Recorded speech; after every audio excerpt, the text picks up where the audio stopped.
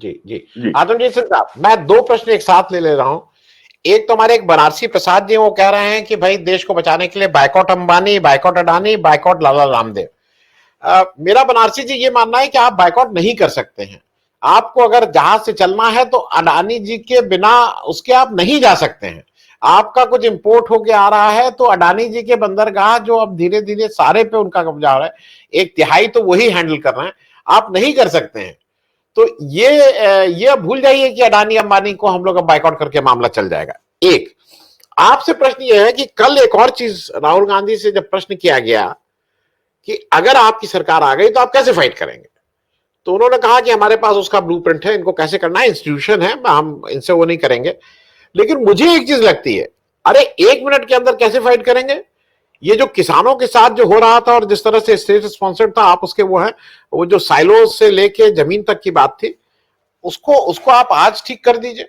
आज अडानी जी अपने उस पर आ जाएंगे। आज अडानी जी को जिस तरह से प्रोटेक्टेड वो दिया, अडानी जी से हिसाब किताब मांगने लगिए, अडानी जी अपने आप ही ठीक हो जाएंगे। मैं थोड़ा आतमजीत सिंह साहब इस पे भी जानना चाह रहा हूं कि अडानी जी पे एक भी इंक्वायरी क्यों नहीं हो रही? अडानी से कुछ नहीं पूछा जाता है, आप कुछ कर लीजिए, अडानी जी से नहीं पूछा जाता है। तो वो जो राहुल गांधी जो बार बार कह रहे हैं कि राजा की जान तोते में है, राजा की, और वो ये भी कह रहे हैं मैंने तोते की गर्दन पकड़ ली। आपको लग रहा है कि तोते की गर्दन पकड़े हुए हैं कि वो सिर्फ ऐसे ही, जिसको कहते हैं एक हिंदी में वर्ड है, बहुत अच्छा वर्ड नहीं है, यूज नहीं जाता, कि ऐसे ही हुल दे रहे हैं। जैसे कभी होता नहीं, कुछ होता नहीं, ऐसे है जो केजरीवाल साहब कहते थे, जो एक समय वीपी सिंह कहते थे कि मेरी जेब में वो है, सबका नाम है, केजरीवाल साहब कहते थे मैं लिस्ट लेके आ रहा हूं। तो क्या राहुल गांधी कुछ उस तरह का काम कर रहे हैं कि उनके पास कुछ पक्का योजना होगी? आतमजीत सिंह साहब। जी जी। नमस्कार आनंदवर्धन जी। आप लोगों के प्रोग्रामों में वैसे ज्ञानवर्धन बहुत हो जाता है, तो हम लोग भी सुनते हैं, सुन के ही समझते हैं और फिर एनालिसिस करते हैं। और कभी कभी हमारे एनालिसिस सटीक होते हैं, कई बार ऑफ द रिकॉर्ड होते हैं। तो ये जो राजा की जान तोते में है, आप अपना प्रोग्राम परसों का देख लीजिएगा। 3 दिन पहले शायद आप नहीं थे, आप भोपाल में थे, तो राम प्रकाश जी के प्रोग्राम में मैंने यही बात कही थी। मैंने कहा प्रजा को सब पता है कि राजा कौन है, तोता कौन है, और राजा की जान तोते में है। अब ये बात कहाँ से ट्रैवल करके राहुल गांधी तक गई, ये तो मैं नहीं कह सकता। पर होता क्या है, जब आपको याद होगा एक फिल्म का डायलॉग है, जब कायनात होती है तो वो सब डिसाइड कर देती है किसको क्या कहना है, कब कहना है। तो ये बात तो 3 दिन पहले मैंने भी कही थी आपके प्रोग्राम में, और उसको राहुल गांधी ने कल जो है प्रेस कॉन्फ्रेंस में कह दिया। दूसरी बात, निजता के मामले पर मैं एक बात कहना चाहता हूं। जैसे कॉन्स्टिट्यूशन में हमारे फंडामेंटल राइट्स हैं, तो आज कल आपको याद होगा इलेक्टोरल बॉन्ड्स पे भी सुनवाई थी, और तुषार मेहता सॉलिसिटर जनरल ने एक एफिडेविट फाइल किया सुप्रीम कोर्ट में। उसने निजता के मामले में ये कहा कि जो लोग इलेक्टोरल बॉन्ड देते हैं और पार्टियों को फंडिंग करते हैं, जिसमें 5700 करोड़ रुपए में 75-80% फंडिंग जो है सिर्फ बीजेपी पार्टी को गई हुई है, नेक्स्ट पार्टी उसमें शायद कांग्रेस है जिसको 900 करोड़ की फंडिंग गई हुई है। तो निजता के मामले में वहां बहुत संवेदनशील है सरकार, कि वो डेटा जो है कि किसने इलेक्टोरल बॉन्ड खरीदे, किस कंपनी ने खरीदे, किस इंडिविजुअल ने खरीदे, क्या वो टैक्स के पैसे से खरीदे या बेनामी पैसे से खरीदे या काले पैसे से खरीदे, तो उस पर वो जो है लोगों की निजता, कंपनियों की निजता की बात करते हैं। पर जहां आपकी और हमारी निजता की बात आती है, हमारे फोन्स की डेटा हैकिंग होती है, उसके बारे में वो संवेदनशील नहीं है, उसके बारे में वो कोई बात नहीं करते। जैसे कि राजाराम त्रिपाठी जी ने बताया कि इसके मामले को तहकीकात करने के लिए 3 ही तरीके हैं। पहला तरीका ये है कि ये कॉन्ट्रैक्ट बगैर सरकार के सैंक्शन के हो नहीं सकता, क्योंकि ये कोई निजी क्षेत्र का मामला नहीं है, ये सिक्योरिटी का मामला है। ये नेशन टू नेशन की जो कहते हैं ना, गवर्नमेंट टू गवर्नमेंट डील का मामला है, जिसमें नेशनल सिक्योरिटी को प्रोटेक्ट करने के लिए या नेशनल सिक्योरिटी के नाम पर लोगों के अकाउंट्स और लोगों के ईमेल्स और लोगों के कंप्यूटर्स और लोगों के फोनों को हैक करने के लिए जो भी ये काम किया गया, तो इसमें सरकारी सैंक्शन होगा। कुछ इंटरमीडियरीज होंगे जिनको ये कॉन्ट्रैक्ट साइन करने की अनुमति दी गई होगी।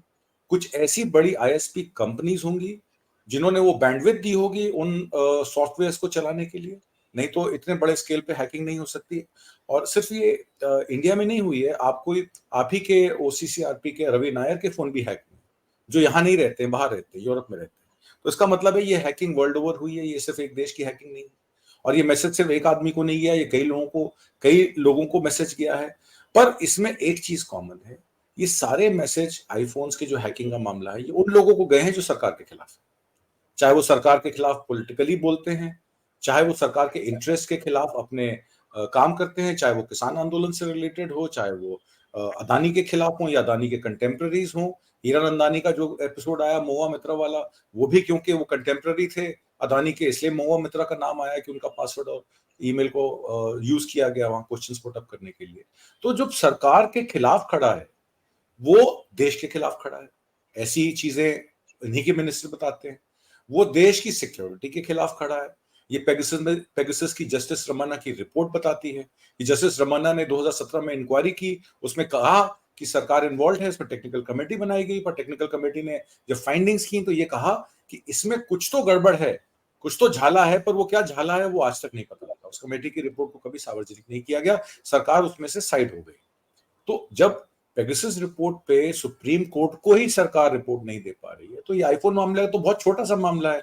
ये तो प्राइवेट कंपनी ने ये कहा कि आपकी सिक्योरिटी ब्रीच हो रही है, और हमारा ऐसा मानना है कि ये सिक्योरिटी ब्रीच कोई छोटी मोटी सिक्योरिटी ब्रीच नहीं है, ये कोई पासवर्ड या ईमेल आईडी की सिक्योरिटी ब्रीच नहीं है, आपके फोन को पूरा हैक करने की साजिश है। और ये बड़े सॉफ्टवेयर, बड़ी कंपनी, किसी बड़े जो कहते हैं कि बड़ी साजिश का जो है नतीजा है।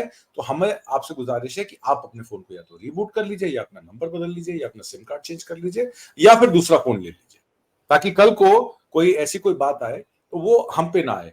अब तीसरी बात जो है, ये कोई नया मामला नहीं है, इसमें कई सारी एजेंसियां, जैसे आपको याद होगा अभी 2-3 दिन पहले की बात है कि आधार का 81-81.5 करोड़ का डेटा डार्क वेब पे अवेलेबल है। कोई भी खरीद सकता है, कितने में भी खरीद सकता है। उसमें आधार कार्ड की डिटेल्स हैं, आपकी पर्सनल डेट ऑफ बर्थ है, आपके अकाउंट नंबर्स हैं, आपके आपके आपके फैमिली की डिटेल्स हैं, आपके कितने बच्चे हैं, आपकी वाइफ का क्या नाम है, आपका पैन नंबर क्या है, क्योंकि आधार को पैन से लिंक किया गया और पैन को वोटर आईडी कार्ड से लिंक किया गया। तो क्या वीवीपैट की जरूरत पड़ जाती है कि ईवीएम्स में भी हैकिंग हो सकती है?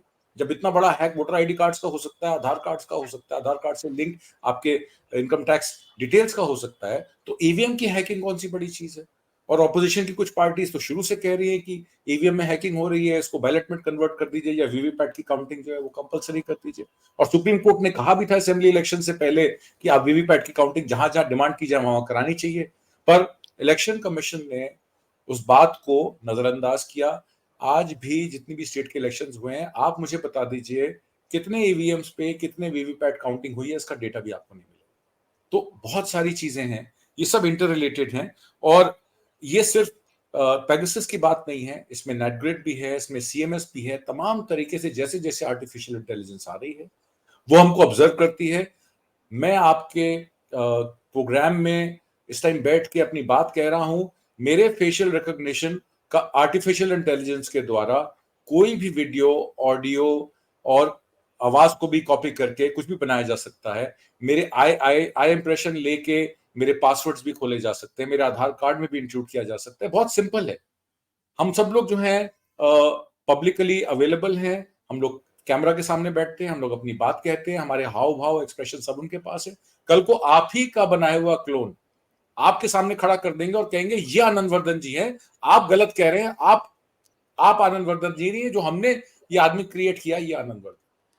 तो हम उस सिचुएशन की तरफ जा रहे हैं जिसमें सच क्या है और झूठ क्या है, इसकी क्लैरिटी कभी भी नहीं मिल सकती। और लास्ट में जो आपने बात कही, जो आपके दर्शक ने कहा कि क्या हम अंबानी, अदानी या किसी को बैन करके या ब्लॉक करके उनका सामान न खरीद के उनको आहत कर सकते हैं, तो किसान आंदोलन ने ये दिखाया कि आप ये कर सकते हैं। जब जियो टावर पे अटैक हुआ पंजाब में, तो अंबानी साहब ने प्रेस रिलीज दी 2 दिसंबर को कि भाई साहब मेरा एग्रीकल्चर से कोई लेना देना नहीं है, मेरा बंदरगाहों से कोई लेना देना नहीं, मुझे माफ कीजिए, मेरे टावर्स छोड़ दीजिए। जब लाला का 1 रुपए का नुकसान होता है ना, तो लाला खड़ा हो जाता है।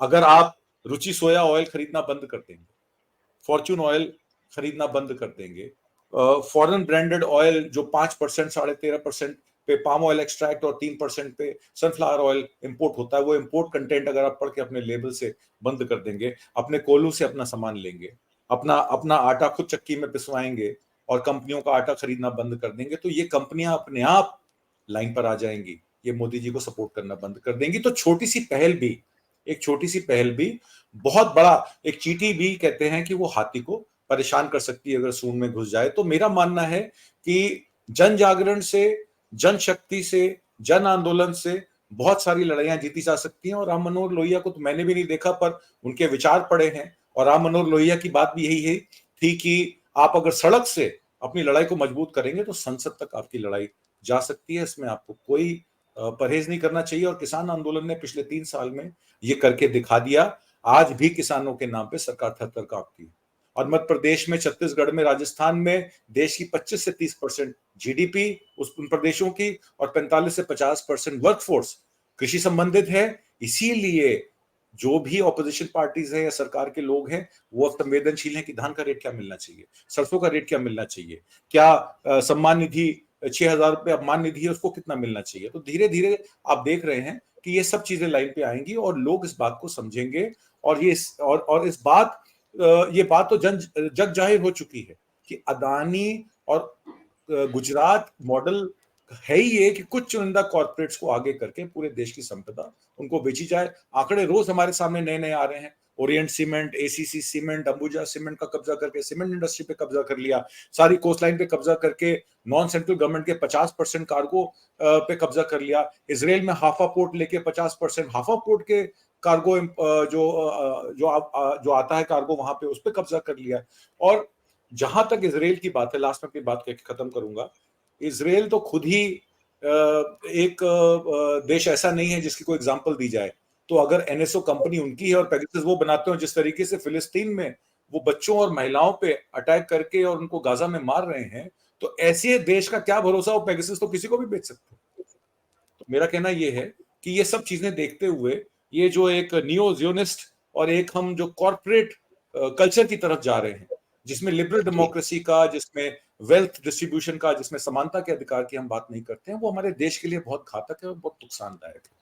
जी आनंद वर्धन जी। आदमजी सिंह साहब, चलते चलते एक मिनट, एक लाइन में एक चीज बताइए। हम सब लोगों को कई बार राहुल गांधी से शिकायत होती है कि ऐसा क्यों नहीं किया, इसको क्यों नहीं किया, ये पकड़ना चाहिए था, क्यों छोड़ दिया। हम लोगों को मोदी जी से शिकायत क्यों नहीं है, आतंकजीत सिंह साहब? मोदी जी 18 घंटे काम करते हैं दिन में और अदानी साहब 20 घंटे काम करते हैं दिन में। नारायण मूर्ति जी ने ये कहा कि 70 घंटे काम करना चाहिए हर आदमी को हफ्ते में। तो उसी वजह से अदानी साहब सबसे अमीर आदमी हैं और मोदी साहब के सामने जो है सब छोटे नजर आते हैं। तो मैं इसका जवाब तो यही कहा। और फिर राहुल गांधी से क्यों शिकायत है? हम सब नहीं, हम ईमानदारी नहीं बताए। यहाँ जितने लोग बैठे हैं, हम लोगों को कभी कभी लगता है कि भाई राहुल गांधी को ऐसे करना चाहिए था, कौन, लेकिन और गुस्सा भी होते हैं। आपसी बातचीत में भी ये रहता है, राहुल गांधी ने ऐसे क्यों नहीं किया, उनको क्यों, उस आदमी को क्यों रखे, उसको क्यों नहीं निकाल दिए, वो दलाल है उसको रखे। शिकायत हमको आज तक मोदी जी से नहीं की है। हम लोग मोदी जी से शिकायत ही नहीं करते।